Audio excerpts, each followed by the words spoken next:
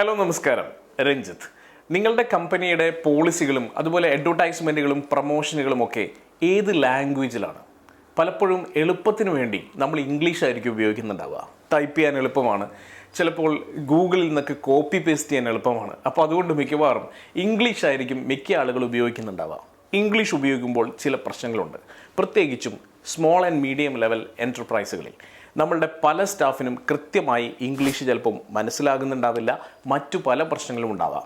എന്തൊക്കെയാണ് ഇംഗ്ലീഷ് ഉപയോഗിക്കുമ്പോഴുള്ള പ്രശ്നങ്ങൾ എന്ന് നോക്കാം. മലയാളം എന്തുകൊണ്ട് ഇമ്പോർട്ടൻ്റ് ആവുന്നു എന്നുള്ളതും നോക്കാം.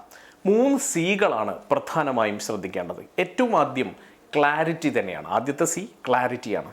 പലപ്പോഴും പല ആളുകൾക്കും ലാംഗ്വേജ് കൃത്യമായി വശമില്ലാത്തതുകൊണ്ട് പോളിസികളിൽ പലതും അവർക്ക് മനസ്സിലായിട്ടുണ്ടാവില്ല. എന്നാൽ മനസ്സിലായില്ല എന്ന് പറയാനുള്ള വിഷമവും ഉണ്ടാവും. അതുകൊണ്ട് അവർ മനസ്സിലായി എന്ന് നടിക്കുകയാണ് ചെയ്യുന്നത്. അതുകൊണ്ട് പലപ്പോഴും ക്ലാരിറ്റി ലാക്ക് ചെയ്യുന്നു എന്നുള്ളത് വലിയ ഒരു പ്രശ്നം തന്നെയാണ്. ക്ലാരിറ്റി ലാക്ക് ചെയ്ത് കഴിഞ്ഞാൽ തീർച്ചയായിട്ടും പല പോളിസികളും അവരനുസരിക്കില്ല എന്നുള്ളത് മാത്രമല്ല, പിന്നീട് പലതരത്തിലുള്ള എക്സ്പ്ലനേഷൻസ് കൊടുത്ത് ബുദ്ധിമുട്ടേണ്ടതായിട്ടും വരും. അപ്പോൾ അതുകൊണ്ട് തന്നെ ഏറ്റവും ആദ്യത്തെ സി ക്ലാരിറ്റിയാണ്. ക്ലാരിറ്റി ഇല്ലാത്ത പ്രശ്നങ്ങൾ ഒഴിവാക്കുന്നതിന് വേണ്ടി ഞാൻ സജസ്റ്റ് ചെയ്യുന്നത് നിങ്ങളുടെ HR പോളിസി അടക്കമുള്ള പല പ്രധാനപ്പെട്ട ഡോക്യുമെൻറ്റുകളും മലയാളത്തിൽ ആക്കണം എന്നുള്ളത് തന്നെയാണ്. ഇംഗ്ലീഷ് ഇരുന്നോട്ടെ, ഒപ്പം മലയാളത്തിൽ കൂടി അത് പരിഭാഷപ്പെടുത്തുക. രണ്ടാമത്തെ സി കോൺഫിഡൻസ് ലെവലാണ്.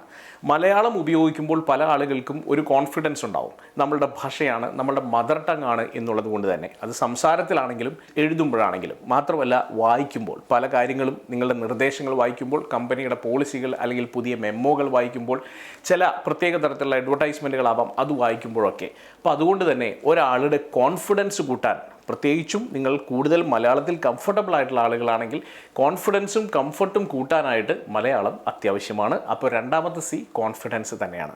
മൂന്നാമത്തെ സി കൾച്ചറാണ്. പലപ്പോഴും വളരെ രസകരമായ കാര്യം, കൾച്ചറിനെ സ്വാധീനിക്കുന്ന വളരെ പ്രധാനപ്പെട്ട ഒരു ഭാഗമാണ് ലാംഗ്വേജ് എന്ന് പറയുന്നത്. പലപ്പോഴും നമുക്ക് ഇംഗ്ലീഷ് നന്നായി സംസാരിക്കുന്നവരോട് ഒരു വിരോധമൊക്കെ കാണാറുണ്ട്. അത് കൾച്ചറിൻ്റെ ഭാഗമായിട്ട് കാണുന്ന വിരോധമാണ്. ശരിയായിട്ടുള്ളൊരു കാര്യമല്ലെങ്കിൽ പോലും നല്ല രീതിയിൽ ഇംഗ്ലീഷ് സംസാരിക്കുന്ന ആളുകളെ കാണുമ്പോൾ അവരെ കളിയാക്കാനുള്ള ഒരു പ്രവണത മലയാളികൾക്കുണ്ട് എന്നുള്ളത് സത്യമാണ്. അപ്പോൾ കൾച്ചറിൻ്റെ ഭാഗമായി വളരെ ശക്തമായി നിൽക്കുന്ന ഒരു കാര്യമാണ് ലാംഗ്വേജ് എന്ന് പറയുന്നത്. ആളുകൾ കംഫർട്ടബിൾ ആവുന്നത് ആ കൾച്ചറുമായി അനുബന്ധിച്ചിട്ടുള്ള ഭാഷകൾ ഉപയോഗിക്കുമ്പോഴാണ്. അപ്പോൾ അതുകൊണ്ട് തന്നെ കമ്പനിയുടെ ഡോക്യുമെൻറ്റുകൾ ആവശ്യമാണെങ്കിൽ, പലപ്പോഴും ഞാൻ സംസാരിക്കുന്നത് മൈക്രോ സ്മോൾ എൻ്റർപ്രൈസുകളുടെയൊക്കെ കാര്യമാണ്.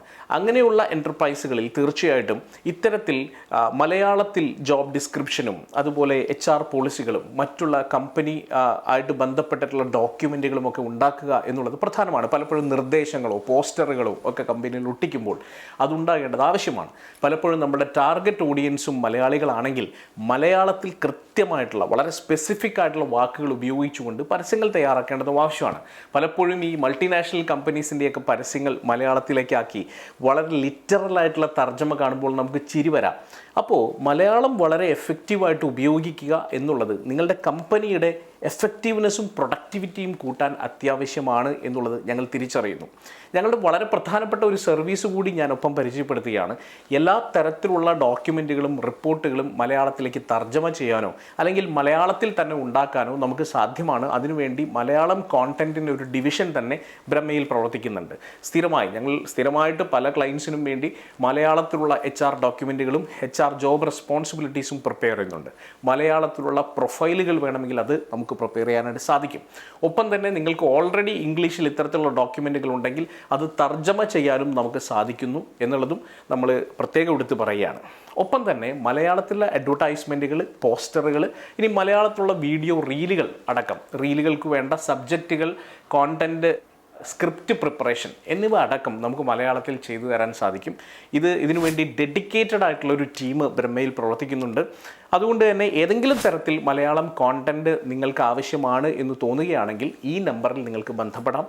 കാരണം വളരെ എഫക്റ്റീവായിട്ടുള്ള കമ്മ്യൂണിക്കേഷൻ നമ്മളുടെ കമ്പനിയുടെ പ്രൊമോഷനും കമ്പനിയുടെ ടീം മാനേജ്മെൻറ്റിനും വളരെ ആവശ്യമാണ്. All the best.